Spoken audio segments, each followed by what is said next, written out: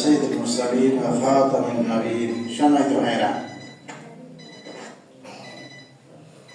আমরা মুসলিম মুসলমান রাসূলের উম্মত। আমি যখন সৌদি আরব ছিলাম কিছুদিন, তখন দেখেছি রমজান মাসে সৌদি আরবে এখন কি অবস্থা জানি না, যারা আছে বলতে পারবে, ব্যাপক আনন্দ ফুর্তি করে তারা। আকাশের দিকে, শূন্যের দিকে শূন্য গুলি ছুটে, ছোট ছোট ছেলে মেয়েরা বৃদ্ধরা রাস্তায় বেরিয়ে আসে স্বাগত জানিয়ে।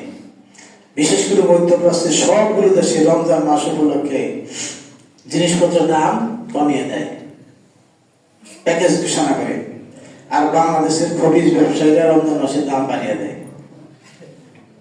পরিবহন সেক্টরের লোকরা কোনো সমস্যা দেখলেই যেমন ভাড়া বাড়িয়ে দেয়, 100 টাকার ভাড়া 200 টাকা।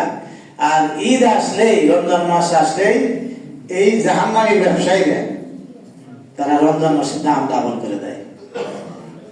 তা আমি আপনাদের খেদমতে যে কথাটা বলতে চাই, এখন ওই রমজান মাস পাবো কিনা আমরা কেউ বলতে পারি না। আল্লাহ তাবারক ওয়া তাআলা যদি এই রমজান মাসটা পর্যন্ত আমাদের পৌঁছে দেয়, আমাদের হায়াত রাখেন, তাহলে কিছু কাজ আমরা যেন করি। তার মধ্যে 1 নম্বর কাজ, কয় নম্বর কাজ? পবিত্র কোরআন তেলাওয়াত শিখব। পারবেন আপনারা? ফাঁকি ঝুঁকি দিয়ে জান্নাতে যাওয়া যাবে না। 30 দিনে যে কোনো মূল্যে যদি মনে করেন পারবেন না, তাহলে ছোট্ট ছোট্ট 5টা সূরা 30 দিনে শিখে ফেলবেন।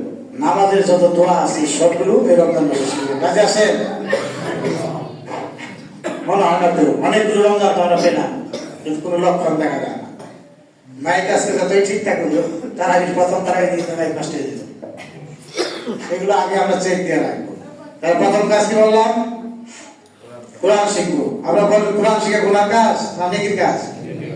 কোরআন ছাড়া কোনো মানুষ জান্নাতে যেতে পারবো? 2 নম্বর কাজ, হারাম খাবো না।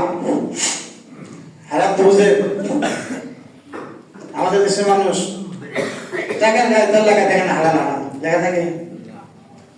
তাহলে হারাম কোনটা এটা চিনতে হবে, হালাল এটা চিনতে হবে। পরের অধিকার নষ্ট করবো না, বোনের অধিকার নষ্ট করবো না, ভাইয়ের অধিকার নষ্ট করবো না, কাউকে ঠকাবো না, কারোর সাথে প্রতারণা করবো না। পারবেন তো ইনশাআল্লাহ? লাআল্লাকুম তাত্তাকুন। একটা মানুষ যদি হালাল খাওয়ার চিন্তা করে, তাহলে তার দ্বারা চুরি ডাকাতি চিন্তায় বন্ধ হবে না। সে কি আর ভাইয়ের হক খাইতে পারবে? বোনের হক? কারো হক খেতে পারবে? বন্ধু বান্ধবের হক? দোকান থেকে টাকা নিয়ে সবাই কিনে বাকি রেখে আর দিবে না, এগুলো চিন্তা করতে পারবে? তাহলে যে কোনো মূল্যে আমরা ইনশাআল্লাহুর রহমান এই রমজান মাসে কোরআন শিখবই। কি বলেন? সবাই ইনশাআল্লাহ বলেন না? আপনারা শিখবেন না? দেখেন, জাহান্নাম যখন আপনার কবরবাসী হবে, তখন যারা মুমিন তারাই এই মুনকার নকির বলেন আর ফেরেশতা বলেন, তাদের উত্তর দিতে পারবেন। আর যারা মুমিন না, তারা কিন্তু উত্তর দিতে পারবেন না। বিনা হিসাবে শাস্তি শুরু হয়ে যাবে।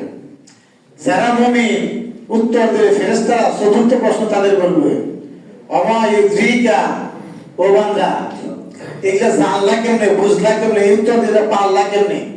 তখন বান্দা বলবে, করাতু কিতাবাল্লাহ ওয়া আমানতু বিহি ওয়া সাদ্দাকতু বিহি। 3টা শব্দ বলবে কবরবাসী। 1, আমি কেন পড়েছি শোনো, করাতু কিতাবাল্লাহ, আমি এই জন্যই বলতে পেরেছি আল্লাহ আমার রব, নবী মুহাম্মদ রাসূলুল্লাহ সাল্লাল্লাহু আলাইহি সাল্লাম, ধর্ম আমার ইসলাম। কারণ কি? করাতু কিতাবাল্লাহ, আমি দুনিয়ার বুকে কিতাব আল্লাহ পড়েছি। এটার নাম কি? কিতাব আল্লাহ। এটার নাম কি? কোরআন মাজিদ। এটাকে বলা কিতাব আল্লাহ, মানে আল্লাহর কিতাব। এই কিতাব যাদেরকে হেদায়েত দিতে পারে না, তাদের জন্য লাগি হযরত উসমান রাজি আল্লাহু আনহু বলেছেন। এই জন্য রাষ্ট্র ক্ষমতা দরকার। আমরা তো কোটি কোটি বছর বলি যে মদ হারাম, মদ হারাম। হারাম হয়েছে হয়েছে?